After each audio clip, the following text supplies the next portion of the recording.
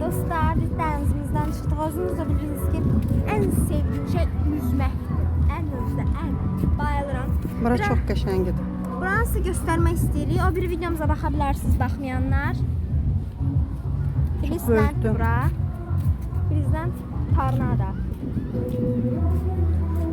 Canlı musiqi zətdə olacaq. Yalnız qadınlar və uşaqlar üçün bir yeri var. O tərəfdə də kişilər O və bu qadınlar. hissə hamısı kişi ailəvidir.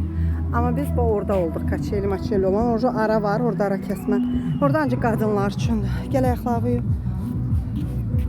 Ya mən istəmirəm, yudum mən.